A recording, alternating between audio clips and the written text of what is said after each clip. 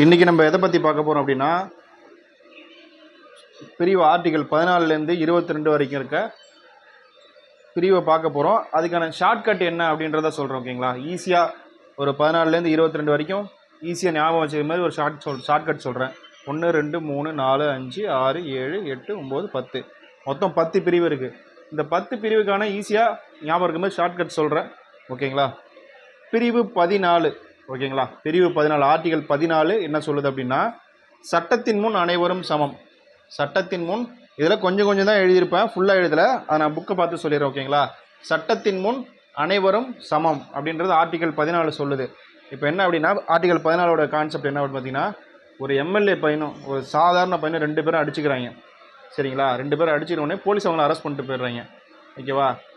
MLA பையனும் பார்க்கல, சாதாரண பையனும் பார்க்கல, சட்டத்தின் முன் அனைவரும் சமமாக போலீஸ்காரன் அரெஸ்ட் பண்ணிட்டு போயிடுறான். அதை பற்றி ஒரு 4 பேர் பேசுகிறாங்க. சரிங்களா? பரவாயில்லப்பா, இதே மாதிரி போலீஸ்காரங்க நல்லபடியாக நடந்துட்டாங்கன்ட்டு அதை பற்றி 4 பேர் பேசுகிறாங்க. 14. ஓகேங்களா? அதை பற்றி 4 பேர் பேசுகிறாங்க. ஒரு எம்எல்ஏ பையனும் போலீஸ்கார பையனும் அடிச்சுக்கிட்டாங்க. ஒரு எம்எல்ஏ பையனும் சாதாரண பையனும் அடிச்சுக்கிட்டாங்க. அடித்த உடனே அவங்கள போலீஸ் அரெஸ்ட் பண்ணிட்டு போயிட்டாங்க. அப்போ சட்டத்தின் முன் அனைவரும் சமமாக போலீஸ்காரன் பார்த்த உடனே பரவாயில்லையப்பா அப்படின்ட்டு அதை பற்றி 4 பேர் பேசுகிறாங்க. 14. ஓகேங்களா? புரியுதுங்களா? அடுத்தது ஆர்டிகல் 15 என்ன சொல்லுதுன்னா, மதம், இனம், சாதி, பாலினம் மற்றும் பிறப்பிடம் இவற்றின் அடிப்படையில் பாகுபடுத்துவதை தடை செய்தல். இப்போ மதம், இனம், சாதி, பாலினம், பிறப்பிடம் இவற்றின் அடிப்படையில் பாகுபாடு செய்கிறத தடை செய்கிறத வந்து ஆர்டிகல் 15 சொல்லுது. இப்போ இந்த மதம், இனம், சாதி, பாலினம் இது இருக்கிறதுனால தானே வந்து என்ன பண்ணுறாங்க, பாஞ்சு அடிச்சுக்கிறாங்க. நீ பெரிய ஆளா நான் பெரிய ஆளான்னு பாஞ்சு அடிச்சுக்கிறாங்க. அப்போ ஆர்டிகல் 15 மதம், இனம், சாதி இதை பற்றி பேசி 15 பாஞ்சு அடிச்சுக்கிறதுனால 15. புரியுதுங்களா? ஓகேங்களா? அடுத்து ஆர்டிகல் 16 பொது வேலைவாய்ப்புகளில் சம வாய்ப்பு. 16 பெரியவங்க என்ன சொல்லுவாங்க, 16 பெற்று பெருவாழ்வு வாழ்க அப்படின்னு சொல்லுவாங்க. அப்போ 16 செல்வங்களையும் பெற்று பெருவாழ்க வாழ்கன்னு சொல்கிறாங்க. அந்த 16 செல்வத்தில் வேலை வாய்ப்பும் ஒன்று தானே. ஓகேங்களா? பொது வேலைவாய்ப்பு சம வாய்ப்பளித்தல் அப்படின்றது 16 செல்வத்தில் வேலை வாய்ப்பும் ஒன்று. அப்போ 16 பெற்று பெருவாழ்வு வாழ்வுகளை 16ல் வேலை வாய்ப்பும் ஒன்று. அப்போ ஆர்டிகல் 16. புரியுதுங்களா? அடுத்தது பிரிவு 17 தீண்டாமை ஒழித்தல். தீண்டாமையை ஒழித்தல் தான் வந்து பிரிவு 17. இப்போ ஒரு 18 வயசு பொண்ணு நீ கல்யாணம் பண்ணால் பிரச்சனை இல்லை. 17 வயசு பொண்ணை கல்யாணம் பண்ணால் உனக்கு போக்சோ தூக்கி போட்டு அடிச்சு போடுவாங்க. சரியா? அப்போ அது வந்து ஒரு தீண்டாமையான செயல். அந்த செயலை செய்யக்கூடாது. 17 வயசு பொண்ணை கல்யாணம் பண்ணக்கூடாது. ஓகேங்களா? தீண்டாமை ஒழித்தல். ஓகேங்களா? 17 வயசு பொண்ணை கல்யாணம் பண்ணக்கூடாது. சரி, இப்போ ஓகேங்களா? 18 வயசுக்கு அப்புறம் இருக்க பொண்ணை தான் கல்யாணம் பண்ணணும். அப்படி 17 வயசு பொண்ணை பண்ணால் அது தீண்டாமையாக ஆகிடும். சரிங்களா? அது தப்பாகிடும். தீண்டாமை ஒழித்தல். ஓகேங்களா? பிரிவு 18. ஓகேங்களா? இராணுவத்துக்கெல்லாம் எப்போ எந்த வயசுலேருந்து ஆள் எடுப்பாங்க? 18 வயசுலேருந்து ஆள் எடுப்பாங்க. ஓகேவா? அப்போ பிரிவு 18 என்ன சொல்லுது, இராணுவம் மற்றும் கல்விசார் பட்டங்களை தவிர மற்ற பட்டங்களை நீக்குதல். ஓகேங்களா? கொஸ்டின் இப்போ கேட்டாங்கன்னா இப்படி தான் கேட்பாங்க, இராணுவம் மற்றும் கல்விசார் பட்டங்களை தவிர மற்ற பட்டங்களை நீக்குதல் எது அப்படின்னா பிரிவு 18. இராணுவத்தில் எப்போ ஆள் எடுப்பாங்க? 18 வயசில் தான் ஆள் எடுப்பாங்க. ஸ்டார்டிங் இதை மட்டும் ஞாபகம் வச்சிங்க. பிரிவு 18 எது? இராணுவம். பிரிவு 19. அடுத்தது பிரிவு 19. பிரிவு 19 என்னென்ன சொல்லுது அப்படின்னா, இப்போ பிரிவு 19 தப்பாக எடுத்துக்காதீங்க, 19 வச்சுக்கிங்க. சரிங்களா? தப்பாக எடுத்துக்காதீங்க, ஒரு ஷார்ட்கட்காக சொல்கிறேன். இப்போ இருக்குன்னா அவங்களுக்கான உரிமை வேணும். ஓகேங்களா? அவங்களுக்கான உரிமை வேணும் அப்படின்னும் போது என்ன பண்ணுறாங்க, ஃபஸ்ட்டு எல்லாருக்கூடையும் வந்து பேசுகிறாங்க.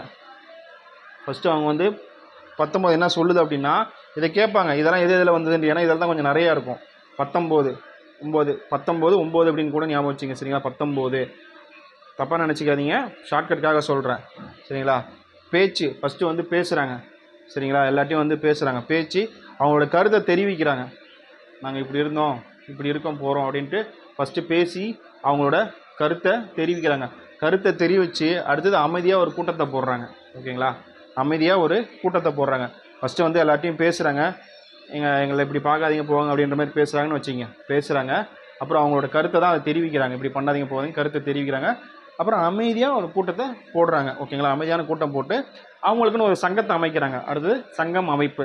அவங்களுக்குன்னு ஒரு சங்கத்தை அமைக்கிறாங்க. சங்கத்தை அமைச்சு இந்தியாவில் விரும்பிய இடத்துல எந்த இடத்துல போய் வசிக்கலாம், எங்கே வேணாலும் போய் வசிக்கலாம் அப்படின்ட்டு எல்லாரும் பேசி ஒரு முடிவெடுத்து வசிக்கலான்னு முடிவெடுத்துடுறாங்க.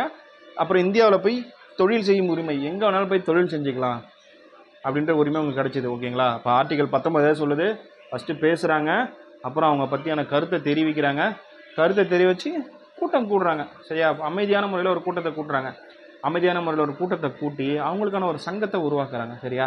அவங்களுக்கான ஒரு சங்கத்தை உருவாக்கி இந்தியாவில் எங்கே வேணாலும் போய் வாழ்ந்துக்கலாம் அப்படின்ற மாதிரி கொண்டு வந்துடுறாங்க. அதுக்கப்புறம் என்ன ஆகுதுன்னா தொழில், அதேமாதிரி தொழில் இந்தியாவில் எங்கே வேணாலும் செஞ்சுக்கலாம் அப்படின்ற மாதிரி நடந்தது. ஓகேவா? அப்போ ஆர்டிகல் 19 எதை சொல்லுது? 19 புரியுதுங்களா?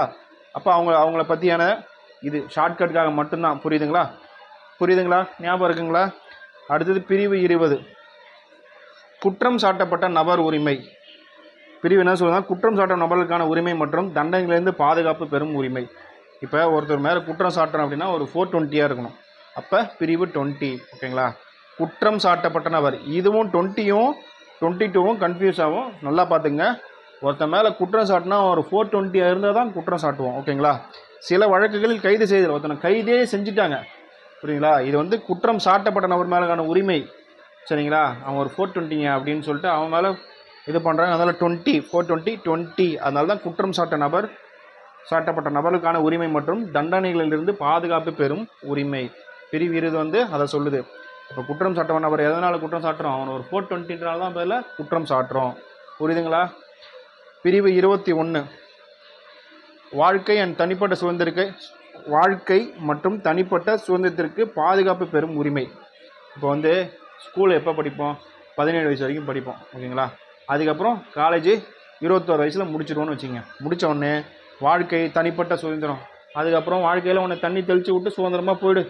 அதுக்கப்புறம் தான் நீ கேட்க மாட்டிய, எந்த பேச்சும் கேட்க மாட்டிய, தண்ணி தெளித்து விட்ட மாதிரி தானே சுற்றுவ. இதுமாதிரி நிறைய பேர் பசங்க அப்படி தான் பண்ணுறீங்க. அவங்க தான் இது வாழ்க்கை மற்றும் தனிப்பட்ட சுதந்திரமாக இருந்துட்டு போயா அப்படின்னு 21 வயசில் விட்டுடுறாங்க. பிரிவு 21 அதை பற்றி சொல்லுது. பிரிவு 21A என்ன அதை சொல்லுது? தொடக்க கல்வி பெறும் உரிமை. 2வதுலேயும் 1வதுலேயும் A செக்ஷன் படித்த A. ஓகேவா? தொடக்க கல்வினா என்னது? 1வதுலேருந்து 5வது வரைக்கும் இருக்குது. அப்போ 2வதுலேயும் 1வதுலேயும் நீ A செக்ஷன் தான் படித்த. 21A. புரியுதுங்களா? 2வதுலேயும் 1வதுலேயும் தொடக்க கல்வி நீ A செக்ஷனில் தான் படித்த. 21A.